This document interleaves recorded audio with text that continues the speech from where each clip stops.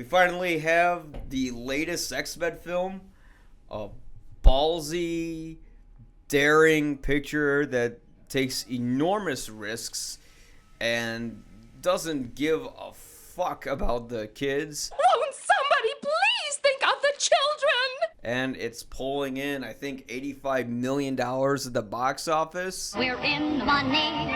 We're in the money. This is Logan.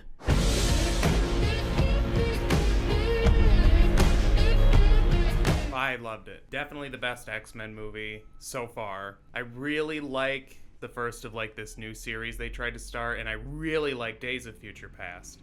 But this just knocked them out immediately. I think 1/3 into the movie, I'm like, oh, this is my favorite X-Men movie now. One of my favorite series of comics is Old Man Logan. And even though this isn't the same story, if you liked Logan, I'd highly recommend Old Man Logan. There's definitely some elements in there that I could understand why they wouldn't put those in the final film, because Old Man Logan certainly has a lot of the highly stylized and metaphysical elements that you'd see in other X-Men pictures, where the beauty about Logan was that it was a very minimalistic picture. Mm-hmm. It didn't constantly throw in as many mutants or superpowers or big battles. They tried to do Old Man Logan exactly.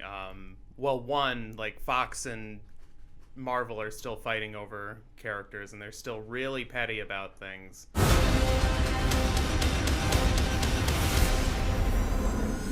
So we can't get the Hulk children, we can't get Red Skull. But if you had all that in the movie, it would look ridiculous, you know. I think it only works in the comics. Yeah. Just like Apocalypse. I just happened to catch X-Men Apocalypse on HBO a few days ago, and boy, it's terrible. But you can never strike gold! The whole reason Logan worked is because that it was placed within a grounded reality. We got ourselves an X-Men fan. Maybe a quarter of it happened, and not like this.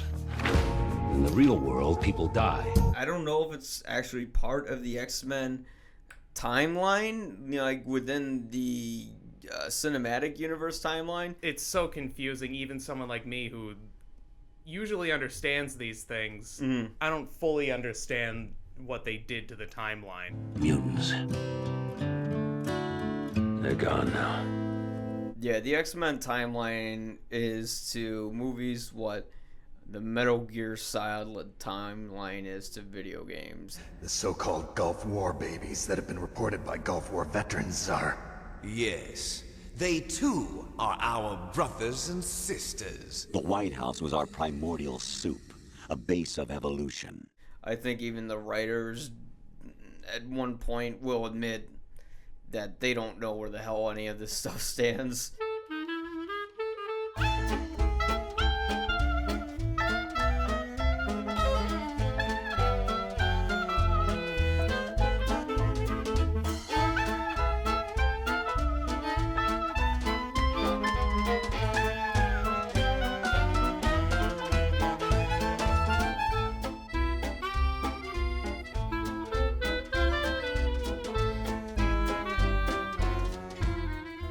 Logan, though, is great because this is a movie that I think Deadpool helped pave the way for it. I know that it's been discussed that they were going to make an R-rated Wolverine film all along anyways, but Deadpool played a huge role in getting that movie made. Did you get to see the Batman v Superman director's cut that was rated R? No. On digital HD 3 weeks before Blu-ray. Logan can be questionable after seeing it, whether or not it was rated R in the beginning or not. Mm-hmm. Batman v Superman definitely was not. The director's cut felt so forced.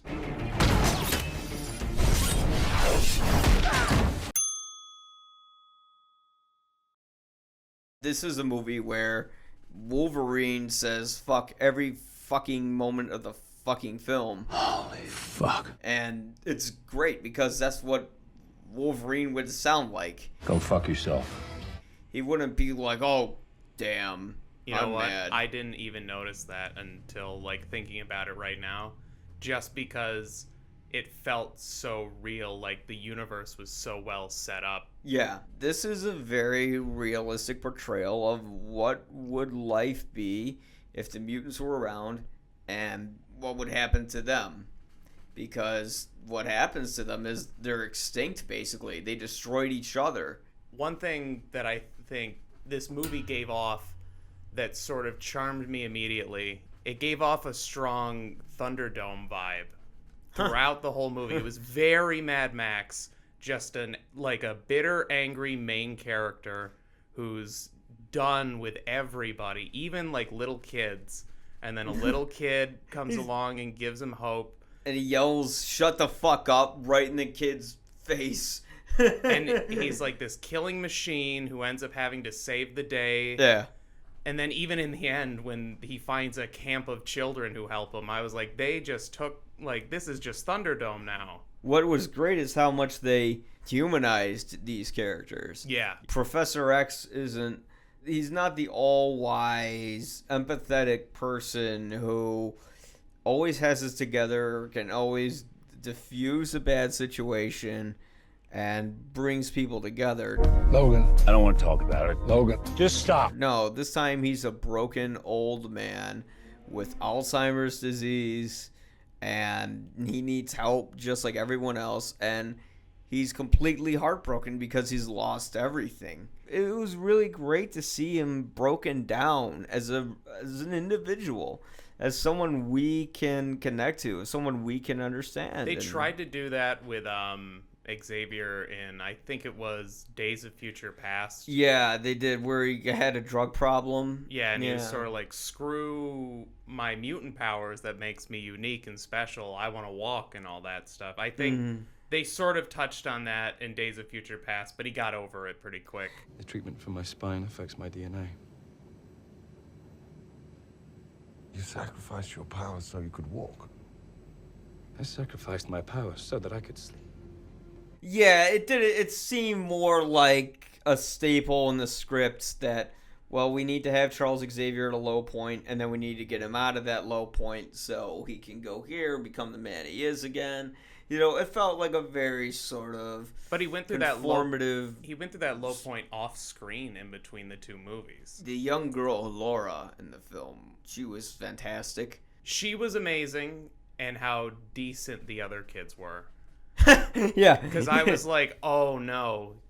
Because you can find one good Cute kid. kids. Finding actor. a good kid Yeah. takes a little bit of effort, but you can do it. Yeah. Finding like 13 good kids and then having them like carry scenes, I'm like, no way. Oh, no, you're okay, Annie.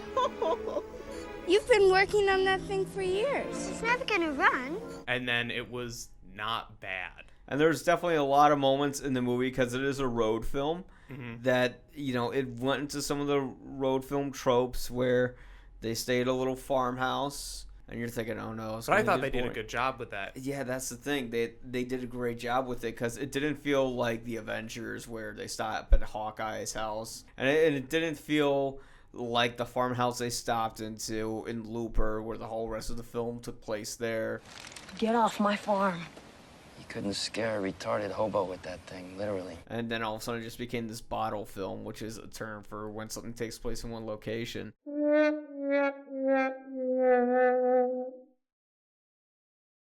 It actually enhanced the story because bad shit happens in that house. This is a violent film, very proudly violent film. And this is what fans always wanted, you know. They wanted the Wolverine who, for a man who walks around with claws and drinks all the time, you can't have a PG-13 picture. You have to have a hard R.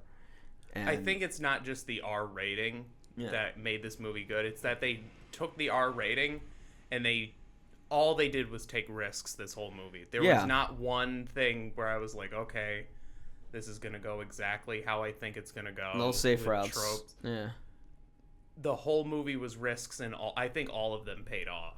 Yeah. That was the great thing about it, is that there's a lot of moments where I think in a standard comic book film, Oh, yeah. You would say, oh, you can't do that.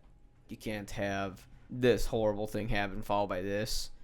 And it does all of that because I think the audience wants something new.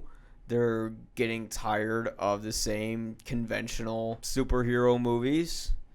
And just like everything else, the flavor gets old. And you want something fresh. And that's why it made, I believe, $85.6 million in the box office. Oh, wow. This opening week. Yeah. Holy crap. We're in the money. It shows like people are starving for more creativity from these films. Like I always say, oh, I'm sick of comic book movies. I don't want to see them. But then something like this will come along that, will give you something different. It's like The Dark Knight did. This is Marvel's Dark Knight. It's not as good as Dark Knight because Christopher Nolan is a very rare director, but this is a very good film on its own merits. And not as a comic book film, but as a movie itself. 2 days on the road, only one meal and hardly any sleep. She's 11, I'm fucking 90. Go see Logan. You'll enjoy it. And Deadpool will be coming soon, but not soon enough.